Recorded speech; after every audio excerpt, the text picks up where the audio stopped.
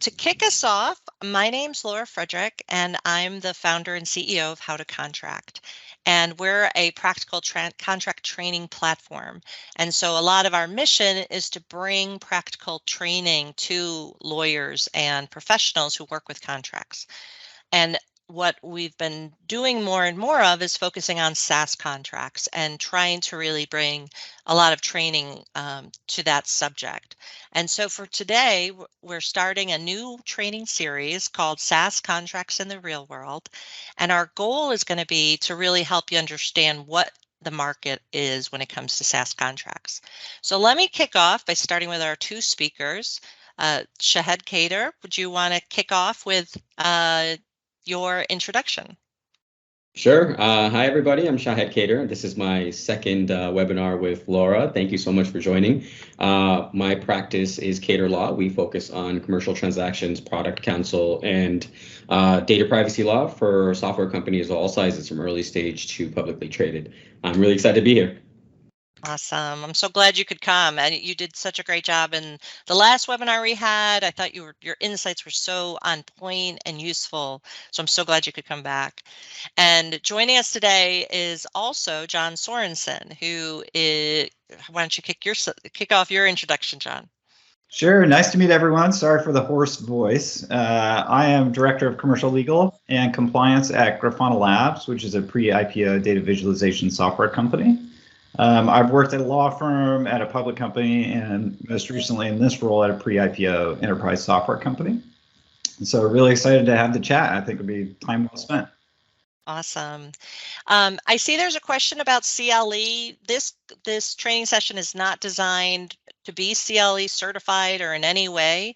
That said, a lot of states allow you to submit any training for approval. So of course you can do that, but we're not offering CLE as part of this. Also, the deck is we're going to be using a deck, but that's not one that's going to be shared. So we definitely encourage you to watch, and this video will be shared, but we're not sharing the deck separately from the training. So this is the agenda we're going to cover today, which is vendors termination right, customer termination rights, term and renewal, and Q&A.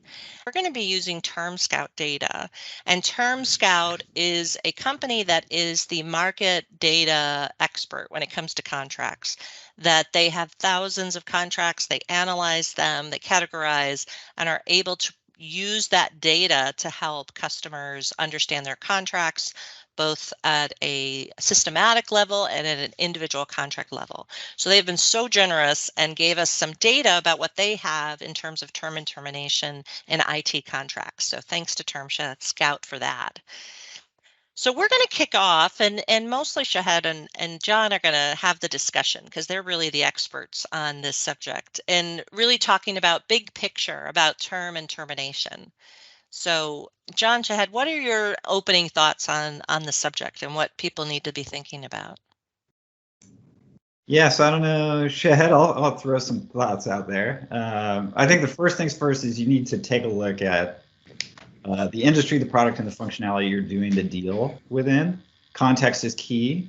So if you're negotiating against just like another typical enterprise software vendor with a non-critical product that just provides some like luxury functionality, that's a whole different scenario than if you're dealing with, like, let's say security software that's key to the org and you're selling into FinServ that's highly regulated. So I think, put yourself in the right frame of mind and then tackle the term and termination negotiation. Yeah, I couldn't agree more. That's exactly the way to look at this. Dealing with a platform as a service or an infrastructure as a service like AWS, which we're going to see some terms from AWS in this presentation, versus something like Slack or something else that might not be mission critical to the way that your business runs. You negotiate vendor termination right and customer termination rights extremely differently. So based on that understanding, that's how you have to approach every contract that comes your way that has a term and termination provision. So you have to think about it as, it's not one size fits all. If we do something for AWS, that's not what we do for Slack or Microsoft Teams or anything like that. Yeah, that makes a lot of sense. What about the things relating to the product itself? I mean, how do you approach, I know you spoke to it a little bit, but does the individual product how are you adjusting your approach to that product? Yeah, it's dependent on the criticality of the product, right? Once again, it's if it's for Salesforce, which is your entire customer relationship management system, or if it's for AWS, or if it's for or Snowflake, I believe is part of the terms that we're going to review over here. It's different, but if it's something that is not critical to the business that you're running, you can be a little bit more lenient. That's first and foremost. And secondly, from both the vendor side and the customer side, there is something to speak about how billing is done. For example, say a software as a service company that bills annually, that is raising funding or trying to go public, they have a very specific intent of reporting revenues for annual revenue, annual recurring revenue. ARR is what their a key metric over there is. So because of that, they would not want something like termination for convenience. They don't want somebody to have the rights. But if it's a month-to-month contract, if that's what's being billed, that's a completely different animal. If it's a month-to-month contract, then termination for convenience, absolutely, it's a built-in right. And John, love to hear your thoughts on that too. Yeah, that's exactly what I was going to raise. And then I think what you need to be aware of is this a consumer kind of SaaS deal? Is this like a Netflix subscription? Where sure, that makes sense, you can get out every 30 days, or is this an enterprise B2B transaction that most typically is like annual prepay or multi-year prepay? In those scenarios, you're gonna have a tough time getting a termination for convenience right or something like that, which we'll talk about later, from the vendor. So just the nature of the deal is key as well. Yeah. Makes a lot of sense. So with that, we're going to kick right into vendor termination rights. And I think, John, you were going to take the lead on kind of walking through some of the issues. Sure. So I think, my context colors the way I'm going to approach this as well, just so everyone knows, like I'm at an enterprise SaaS company. So we do the annual prepay or multi-year prepay deals. We're not really looking for ways to get out of a contract.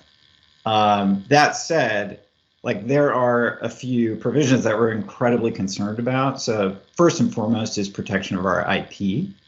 Most of the time, if you're in the SaaS world, you're licensing a pre-built off-the-rack product. It's not customized for any individual customer. So if the customer is insisting on provisions like the right to create derivative works or do something funky with the software, or they've stolen an idea and somehow commercialize that, in that scenario, like the vendor is going to want a termination right, and that's a termination for cause. There's other provisions if you look at a typical SaaS contract, like confidentiality, that you may want to have more control over depending on the type of conversation you're having with a customer. So I think that leads into the next one of like, if there is a quote unquote breach of a provision in the SaaS agreement, does the vendor have to give notice to the customer to cure? And checkpoints 2 and 3 here are a little bit related. I think some breaches are quote unquote non-remediable. Mm-hmm. So you could think of like a breach of confidentiality that totally taints a company's reputation. How are you going to recover from that? So does it make sense in that scenario to allow the customer to quote unquote cure and like fix the accidental breach? As opposed to like a payment where that's easy to cure and they can cure it within a period of time. Yeah, exactly. So I think you look at, as the vendor, you're going to look at the nature of the underlying obligation and if it makes sense to give the customer the right to cure. As far as timeline, again, the nature of the obligation is going to control. But for payment, one thing I think about is I don't read payment terms like in isolation. I kind of read them along with the notice period to cure.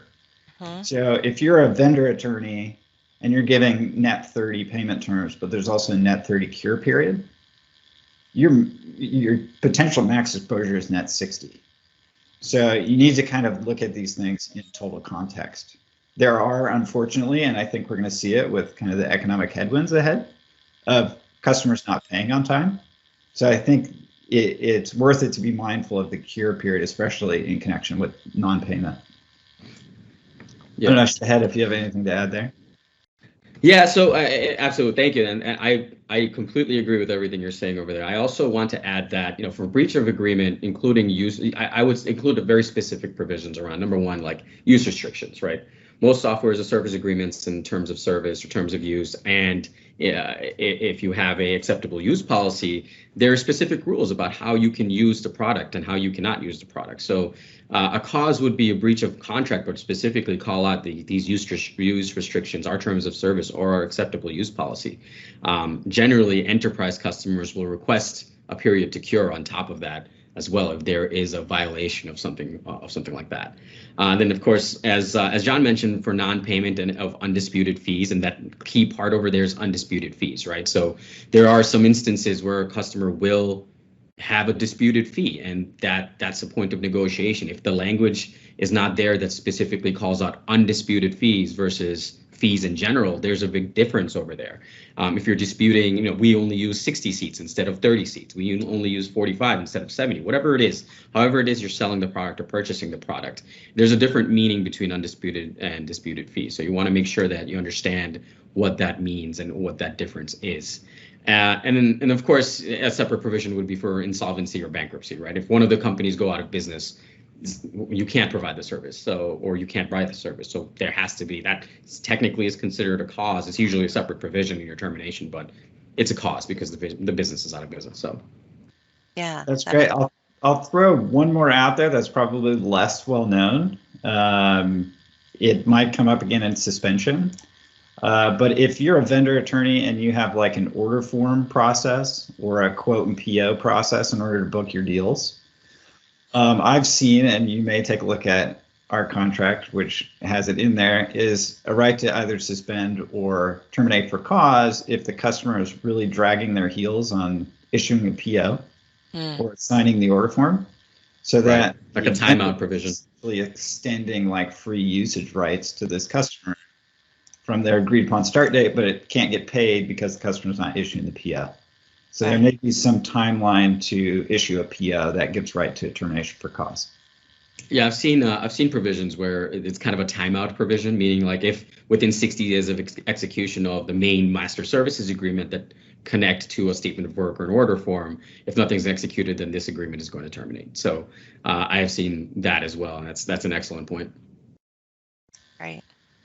So I'll get into the next slide. Let me just get this. And this is starting to use some of TermScout's data. This is based on 1,000 plus IT contracts. I consider these points of information because it is, a statistic based on data. But when TermScout did the analysis of over 1,000 IT contracts on the right to terminate for cause, they found at the end of the day, 86% of the vendors could terminate for cause. So this is, clearly very common, and that in 70% of those provisions, there was a right to cure for the customer.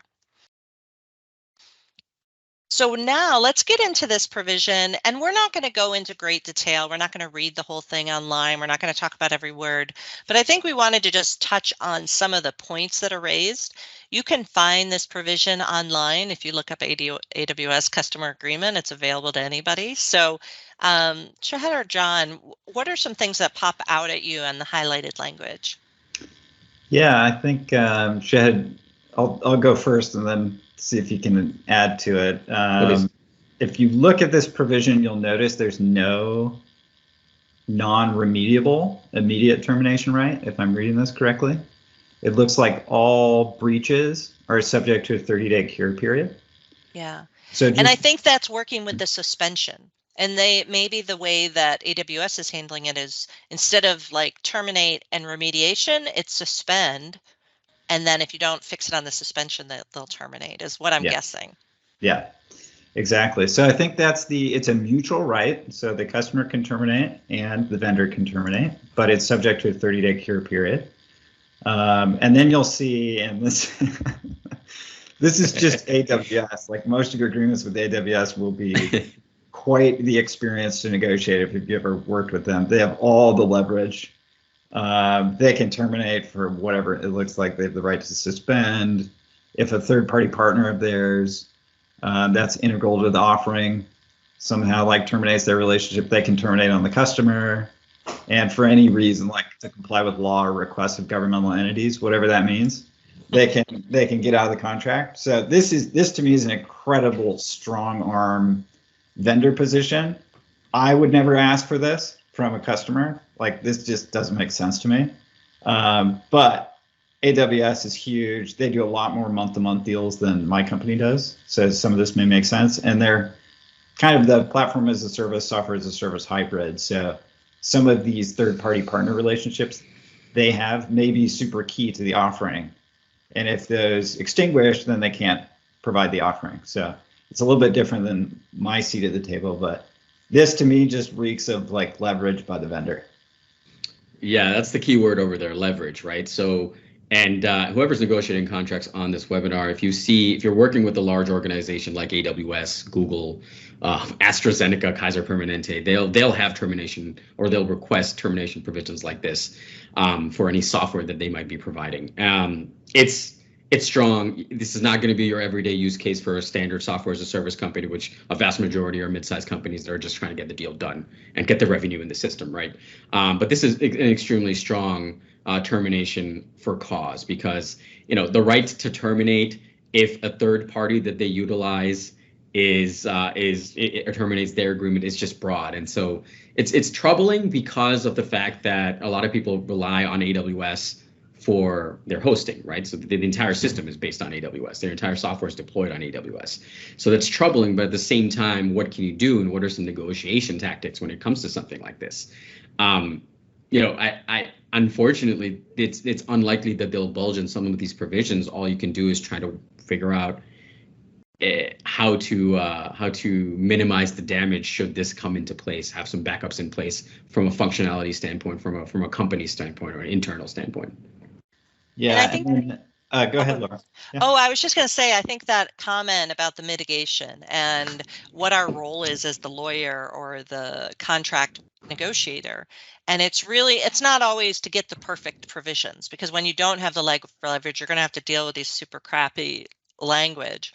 But what you can do is advise your business team and say, these are the risks you're going to face. We can't negotiate these. We're not going to get changes, but let's do these 5 things to mitigate that risk. Because this is the contract we're going to have to sign. So Thinking about your contract negotiation isn't always about getting the perfect language. It's about, when you have the crappy language, what do you do, and how do you help your business team protect themselves against it, like Shahed was outlining. Yep. And then I would caution any vendor attorneys on here, like, this is not don't adopt this. This is not the end goal. It will cause a ton of rev rec implications. So don't go for this unless you're like following the AWS model.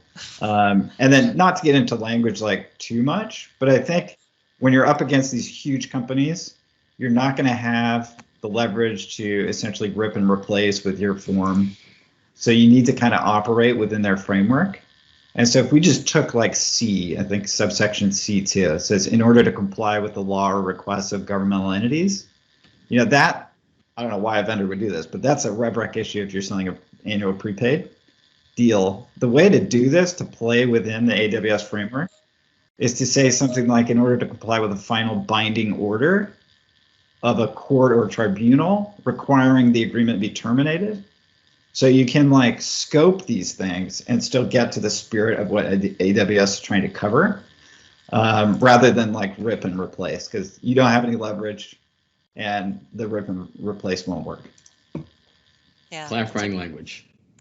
That's yeah, and trying for it. Why not? And then see what you get. Perfect. Okay. So the next point, and I'll turn it back over to John, which is termination for convenience. And you touched on it, but maybe there, just to talk about a couple things specific to termination for convenience by vendors. Yeah, so I think the nature of the deal here really matters. So Shahed hit on it earlier. If you're on a month-to-month kind of AWS marketplace model or whatever it is, termination for convenience makes a lot of sense, because it's sort of on, we'll get to auto renewal. It's probably on an auto renewal month over month. And the vendor has to have some way to get out of this. It's not a contract in perpetuity. So in that case, there's no real breach of the underlying agreement, but a vendor should at some point have the right to not continue to do business with someone if it doesn't want to, Usually what you'll see in these provisions is the termination for convenience notice duration is keyed to the term length. So if it's month to month, it's probably a 30-day termination for convenience right. It may or may not terminate in the middle of a given month. It may just extend out to the end of the next, like the natural expiration of that month to month. And in that case, there's no real refund because you're just kind of terminating the ongoing month-to-month subscription. For the typical enterprise prepaid deal, like no, I don't want to say no, but it would be very rare for a vendor to ask for a termination for convenience, right? Yeah, vendors that charge annually will generally not want this, right? Once again, SaaS businesses, annual recurring revenue is how they report. That's their key performance metrics that they have to deliver to investors, to when they file their paperwork to go public and all that good stuff, right? So SaaS businesses, once they report on annual contracts, termination for convenience would work against this math equation when reporting their financials. However, if there is a termination for convenience, enterprise companies will almost always request mutual termination for convenience if the vendor has a right to terminate. So if the vendor says that, hey, we have a right to terminate, I have seen plenty of contracts where the vendor says we have a right, but you don't. That's not going to be the case with enterprise companies. And in general, when you're negotiating these contracts, if one side has one, you'd probably want to request the same on the other side. In most cases that I've seen, termination for convenience, most of my clients that I work with, they're annual SaaS subscriptions. So most cases, it's best to stick just termination for cause or insolvency only. However, no matter what, for convenience, for cause, I know we haven't really touched on this, and I don't think it's part of the webinar, but it is important that there are some termination rights afterwards, right? And that the customers should, first and foremost, have a right to extract their data before access is fully terminated in a readable format.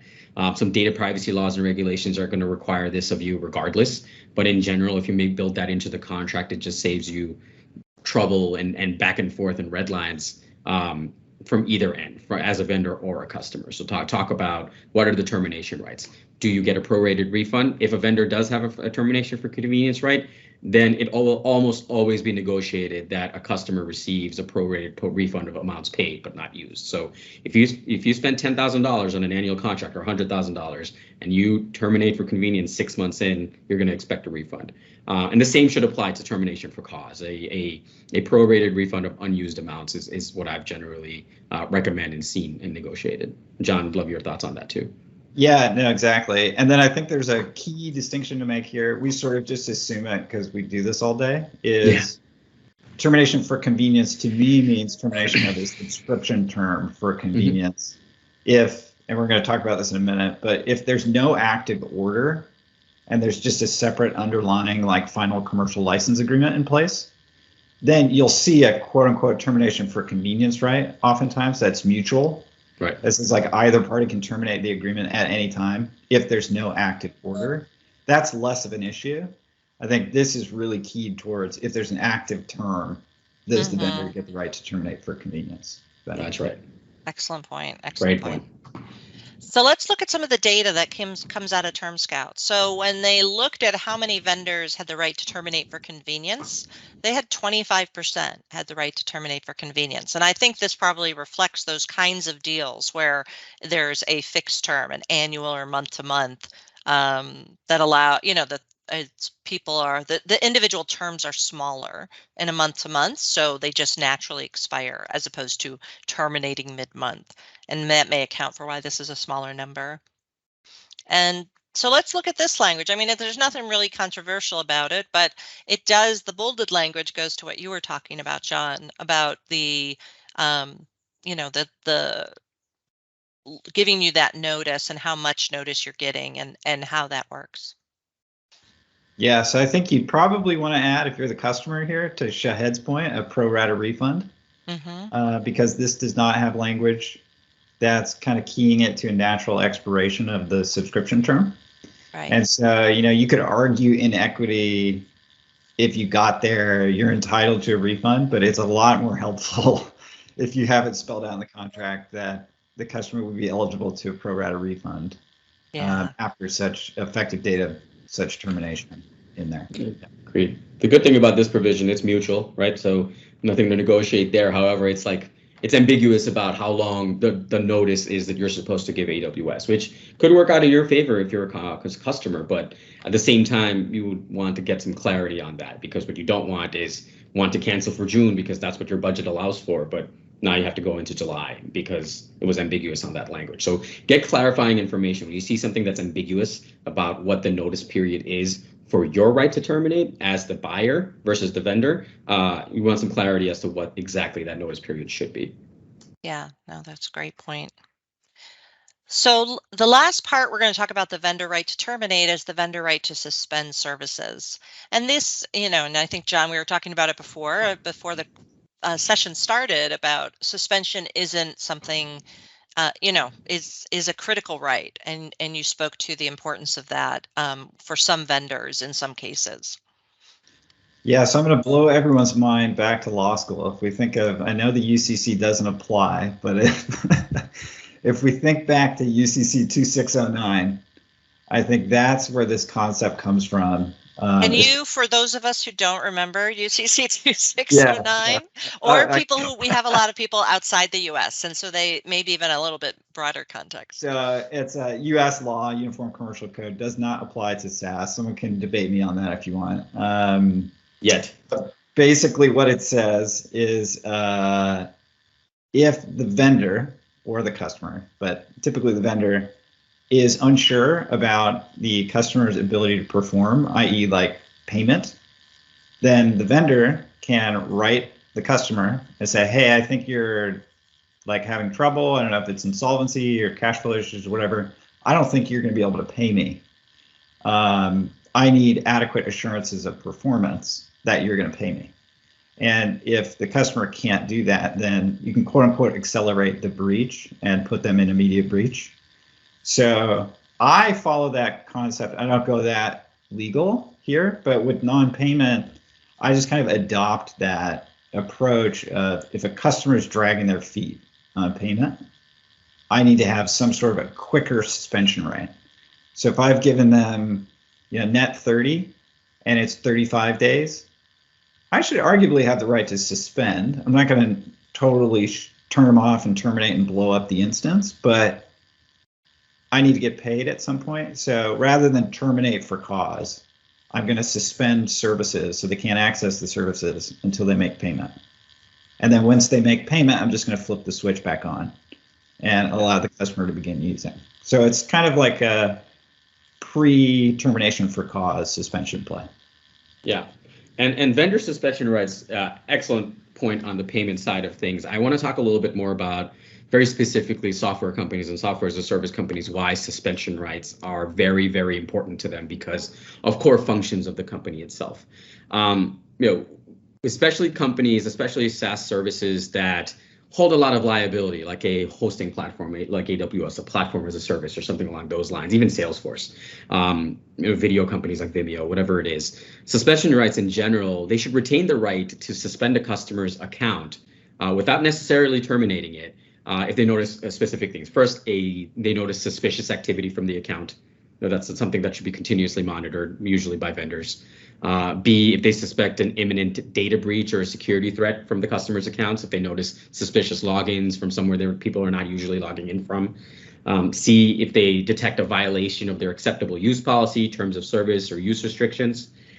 D, non-payment, obviously, and which John very specifically spoke about. And then E, as required by laws, regulations, or at least at the request of a government entity. These are some terms that suspension rights are there. Now, remember, this is not a termination. We're not terminating the customer's contract because of this. What we're trying to do over here is to mitigate some damage that might be caused outside of the payment to a vendor because of something that they notice about the use of their customer's account. And then customers in general, they might have a right to cure any such breach, and you generally should have a right to cure any such violation, not breach, before getting back access.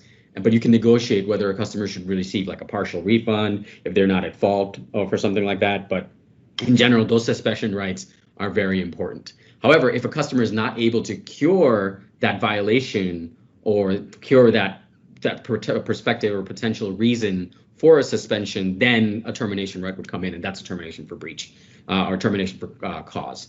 One thing that I've seen negotiated is a notice given for suspension rights, and some enterprise customers that are not as familiar with the legal departments may not be as familiar with the actual service that you're providing. So what they'll ask is, oh, we need 30 days notice. That's not possible if you're noticing an imminent breach, right? So the carve-outs that you'll see in suspension rights sections is things like, if it's not a data breach, if it's not an imminent threat, based on our sole discretion, then we'll give you 30 days notice, or we'll give you 10 days notice, whatever it is.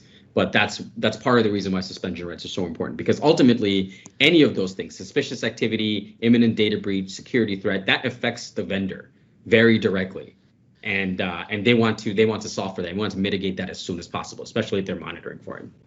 Yeah. So let's look at, this is the data from TermScout, the vendor's right to suspend services in 70% of the contracts. And it could be that some of the places where they don't have that right are ones where those kinds of risks that Shahed was just outlining don't exist. So it may not be as common because of that. But I think for the kinds of critical function SaaS platforms, they're going to all expect to have that right. Just as, and I think Shahed was going through some of these policies. This is the data behind which ones vendors claim in their contract for the right to suspend. 46% saying related to payment.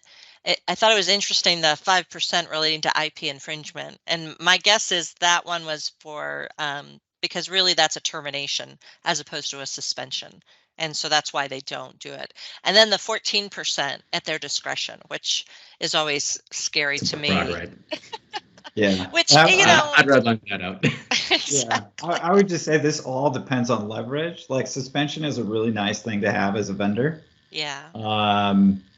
Depending on who you are, it's unlikely you're going to get more than one of these. So I think the customer argument is going to be, well, you have the right to terminate for cause, and we have a 30-day cure period. So why do you need an additional right to suspend?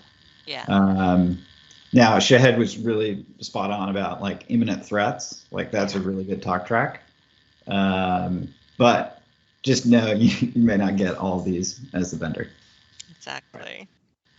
And then this provision, and we'll keep going because it's 35 minutes after the hour, so we want to kind of churn along. But these are a lot of the things we've already talked about. It's just very broadly written, kind of like you were saying before, John, about, this is AWS, so this is not necessarily the way you should write your contract as a typical SaaS vendor, but it's kind of an interesting approach. And if there's anything that pops out you want to mention, but otherwise I think we can get going to customer termination. You guys good with that? Okay. Yep. So customers' termination rights. And Shahed, you want to kick us off here?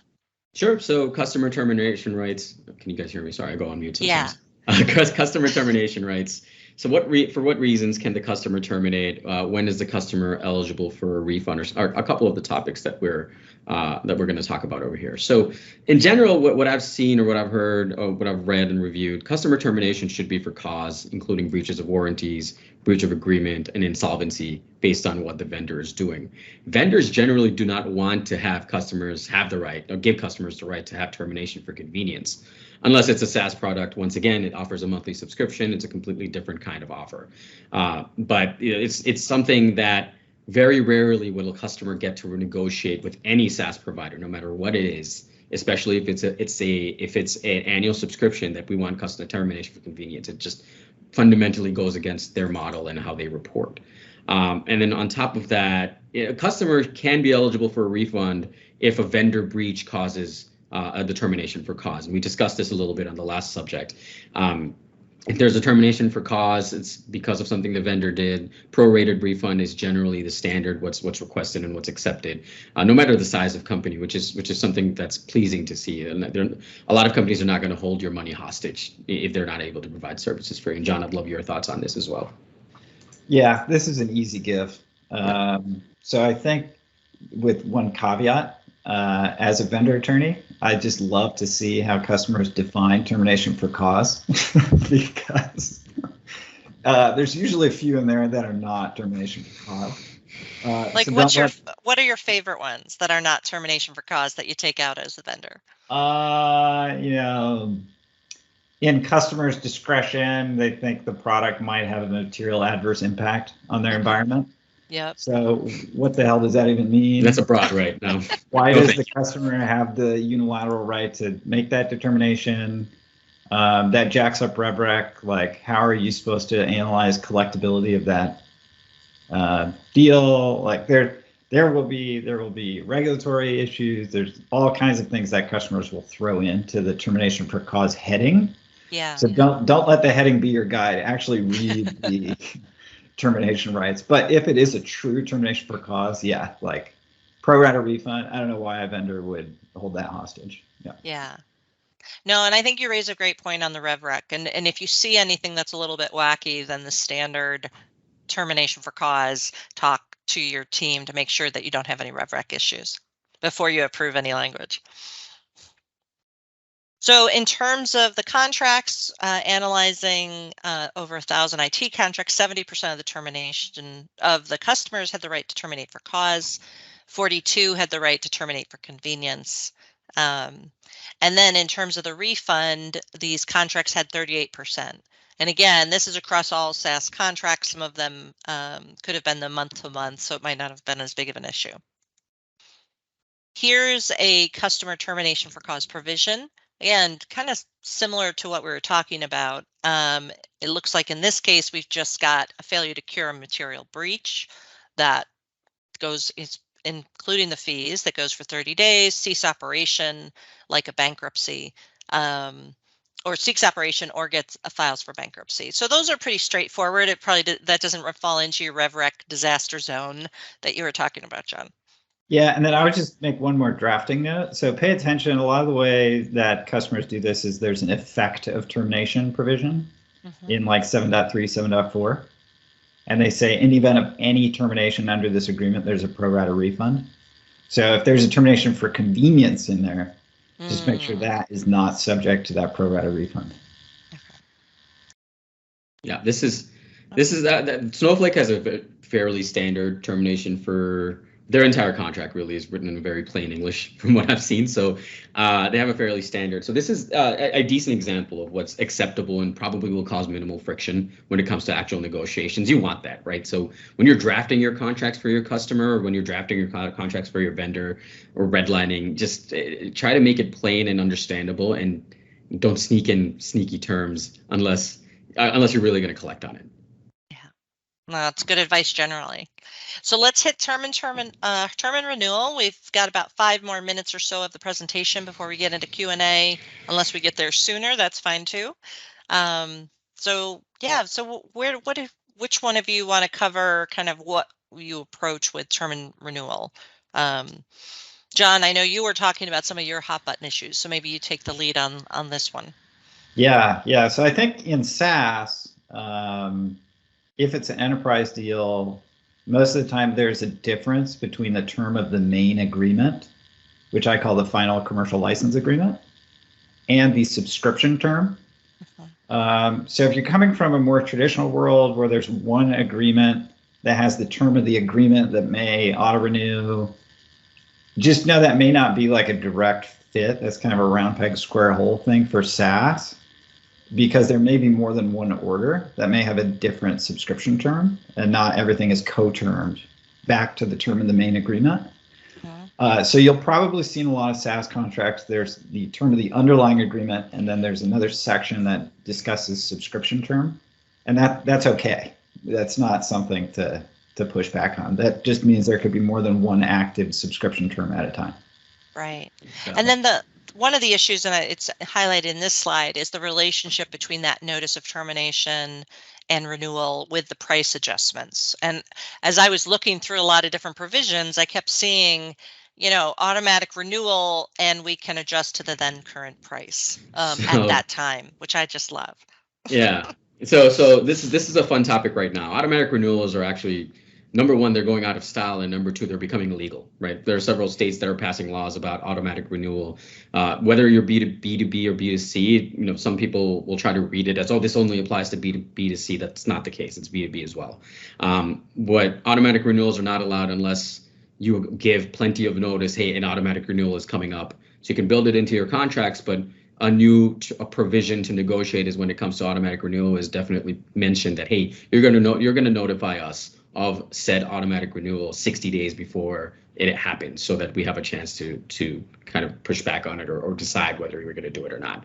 That's first and foremost. And secondly, in terms of price adjustments, I come from a sales background. I sold software for about 10 years before this. This is a point of negotiation for the sales team, because if you want to lock in a price, you do a longer term agreement. That's what it is, right? So you can go to your customer and say you're going to do a 2-year deal or 3-year deal, and we'll lock in the price. But if you're going to do an annual subscription, then we can't guarantee something like that. So this is a point of negotiation from both the business terms as well as the legal side, where the adjustment of price, as a vendor, you should write in that, hey, we have the right to adjust prices as we see fit, and we'll give you a notice that an adjustment of prices is coming up. But however, if you do want to lock in this price that you're receiving right now, you're going to have to go with a longer term. Yeah. Yeah. And then just one more point to add there, the notice of price adjustments prior to renewal may be kind of an operational issue. Legally speaking, that's really easy language to write. But I think this is one where you got to check with the renewals team or the CSM team on the vendor side to make sure that there's some sort of a process, like when do they connect with an existing customer prior to renewal? When do you get them notice? Can you operationalize like a 90-day or 60-day contact point so that you always meet that obligation? Yeah. Great point. Absolutely. Okay, so this is some of the data relating to auto renew. So 47% of the contracts analyzed had an auto renewal. Of those, 99%, almost every single one, it probably was even a little higher than 99%, had that option to opt out. And then 79% must give that non-renewal notice. That's less than 45 days. So meaning most of the contracts had less than 45 days of notice for non-renewal. So I actually do want to say one thing here. So vendors love auto renew, but be careful if it's perpetual. You can get into case law, you can terminate with reasonable notice and all that stuff, but you don't want to be forced into doing business with a customer if something changes. So in my opinion, there should always be like a 90-day, 60-day, 30-day notice of non-renewal, right? Yep. So that either party can prevent the auto renew. Yeah. Totally agree. And things changing it's not even just pricing. It could be your point of contact, your champion at your customer's company that goes away, and now they no longer want to use the product that you're selling. So that could also be the case. And because of that, I have personally seen conflict raised because of that. So it's definitely something to keep track of. Great point, John. Yeah. And this last provision is just what we've been talking about and what you talked about, John, in terms of the order form versus an SOW versus the main agreement. So I don't think there's anything particularly big on this slide, unless either of you want to comment on any of it. Well, that's the end of the presentation. So now we get to the fun stuff, which is the questions. So I'm going to go back. I'm not sure where the list is, but I did see one come in that said, how often do vendors actually suspend services?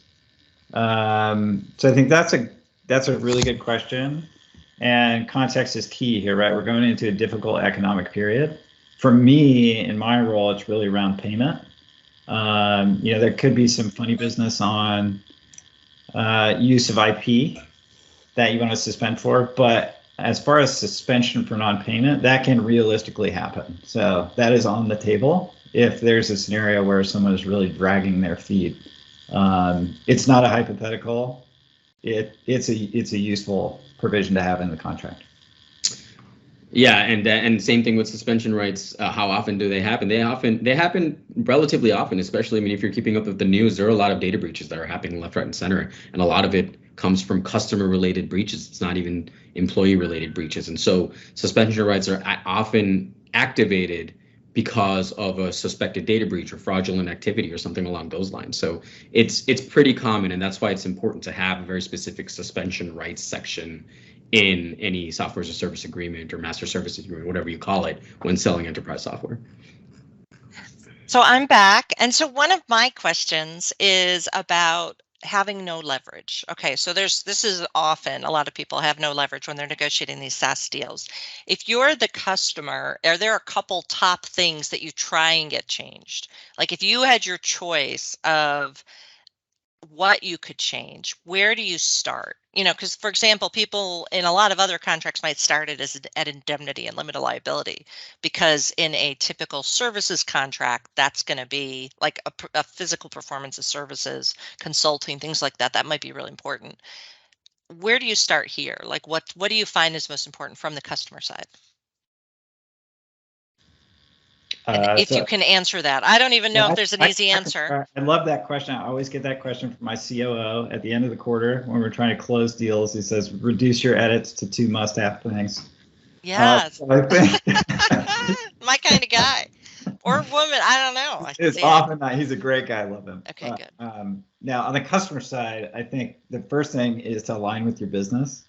Like, what is the nature of the product? What's the offering? What's the subscription term? How much are we paying?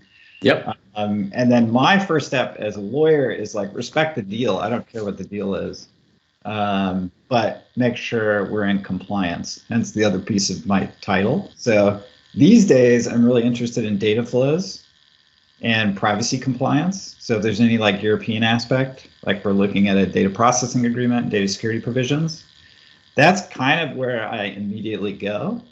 And then obviously the low-hanging fruit is like try to raise the cap and ensure the license grant fits the nature of the deal. So I think if you had to, I think you want to focus on regulatory compliance obligations that are really actually required, not part of like a playbook, but actually required by law. Yeah. And then ensure the license grant fits the deal. No, that makes sense. I think I wanted to speak on one thing that you mentioned, that there's an alignment between what the product offering is versus what the understanding is.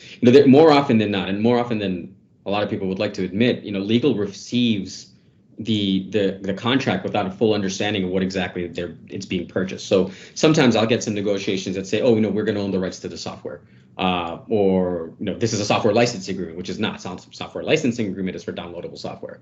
Software as a service agreement is for access rights, right? Where there's deliverables, or we're creating works and it's work made for hire. I'll see provisions like that. So first and foremost, that alignment is so key, and that kind of meets into term and termination, because term and termination rights are very different for a work made for hire, software deliverable contract versus software as a service contract. Right. So I noticed there are a couple questions on kind of compliance issues, like the law you were talking about, Shahed, about the terminating or auto renewals. Some people are asking about it, contracts of adhesion. We're not going to, that's not what this session's about. We're not going to get into the legal details that you would want to have somebody in your jurisdiction advise you. And I know there are a lot of people outside the US here, so those are very jurisdiction specific. We're talking more practice pointers.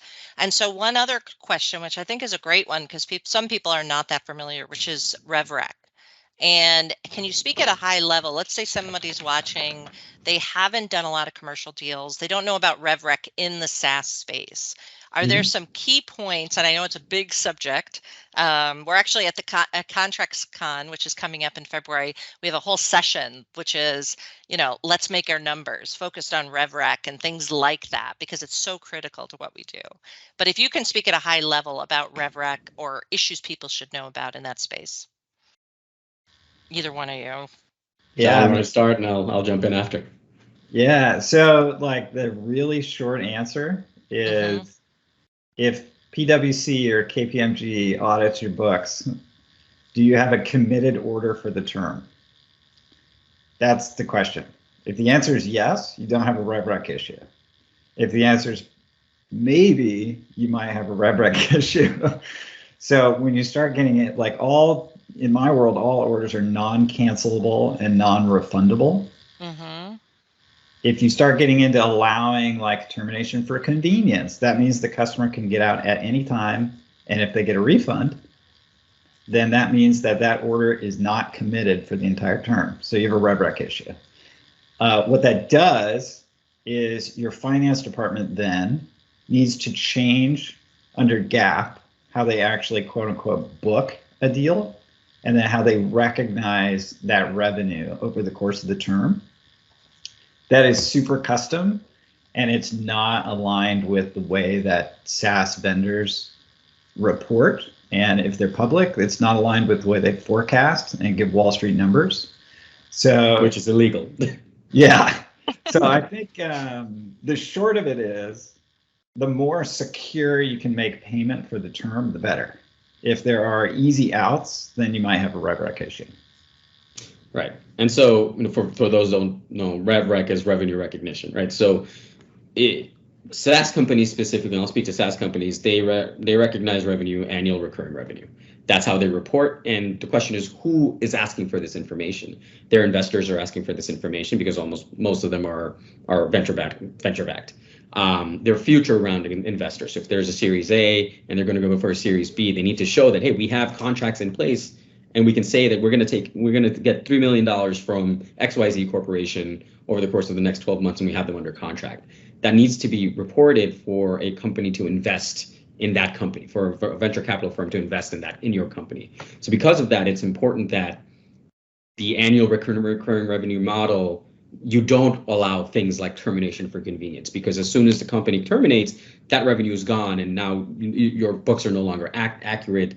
And on top of that, there's something called due diligence that you will go through, that a company will go through during a fundraising round. And due diligence goes through all the contracts that you have in place, your customer contracts, your employee contracts, your vendor contracts, so on and so forth. And in those contracts, they'll look out for things like termination for convenience versus termination for cause. So if they notice that, hey, all of your customer contracts have termination for convenience, so this $10 million annual recurring revenue that you're reporting to us is not accurate at all, that's a big problem for you. And there's a higher chance that that investment round will fall through. And then, when you get to later stages of your company, when you're trying to go public, then your schedule, I forget what it's called, but that's not going to be accurate. So that's what you have to, that's why this kind of information or termination is a very important term for rev rec. And that's where I think advice is, if you're new to negotiating SaaS deals or new to commercial contracts, you want to become best friends with your finance and accounting team and making sure that you're checking in with them. Because the worst case scenario is you do the deal and then you ask after, because then you're in fixing it mode, which is, can we go, sometimes I've had to situations where somebody didn't check and then we have to go amend the contract after it's signed, or we have to cancel, or they want to even take a hit on it just to get out of it because it's such a mess from the accounting perspective. So I think ask the questions before you sign rather than after, if there's anything like what John was outlining and Shahed was outlining in terms of rev rec. So one question that came, another question was from Randy, and he said, do you see a cap on price increases, and what is a market cap? What are you seeing mostly, or is there a standard that you see on your deals? So I really liked, I'll let Shahed say it again. I really liked what he said, but there's no standard. I mean, this is like a sales business negotiation.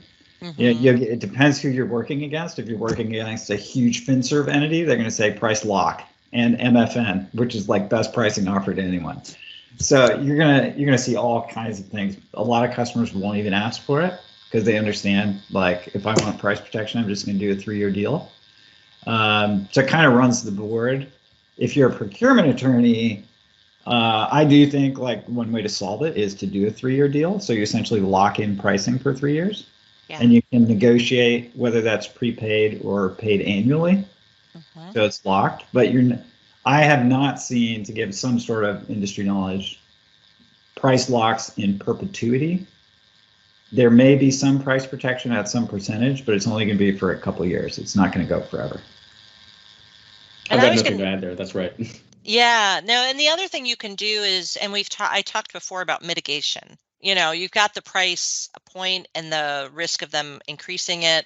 Sometimes you can control the quantity of seats, have a floor and a ceiling of how many you're going to buy for a particular period. So it's not a termination or, and maybe they can increase their price, but then you can reduce, if you have a fixed budget, you can reduce how many seats you're going to buy. So if you can't get control over pricing, look at what other things you might be able to control as a way to address kind of core budget issues. Because that was always a big issue for us, is we have X dollars to spend. And if their price goes up, now I'm out of budget. And that can really mess. So having some flexibility, and those are often business points that you can make with the team. And it's not just the contract negotiation, it's the order form where you have more flexibility often than the main terms. So I think that's it, unless you two have anything else you wanted to address or any other questions. I'd say thank you so much. Thanks to everybody who showed up. We're going to be doing these sessions through December every other week, and we'll be announcing the next subject soon. And yeah, I'm excited. And thank you so much to both of you. I feel like there's a lot of great knowledge here on term and termination. If you want to watch this episode again, it's going to be on the free and fun resources on the How to Contract page. We'll get it up very quickly, and look forward to seeing you at the next episode. Thanks again to Shahed and John for all your help. And actually, before we sign off, why don't I let Shahed in particular, since you offer services to people, I would love for you to, how do people get in touch with you and hire you to help them with their SaaS contracts? Yeah, thank you. I appreciate that. And thank you so much for having me. And John, it's been awesome jamming with you. I'm going to reach out to you afterwards because we should connect. But outside of that, if you want to get in touch with me, I'm on LinkedIn. Just look for Shahed Kader and Kader Law. I am the founder and managing attorney there. And I look forward to hearing from you all. Yeah. And John, you're busy, nose down, working in-house. So, but you're on LinkedIn and available there as well. Yeah, no services to offer, unfortunately, but I am more than happy to spread the knowledge. I think it's worth it when we all kind of approach this from a common framework. So even if you're on the procurement side, and even though I'm on the vendor side, I'd love to chat if you have questions. So feel free to reach out. Awesome. Well, thanks again, and we'll see you next time, everybody. Bye.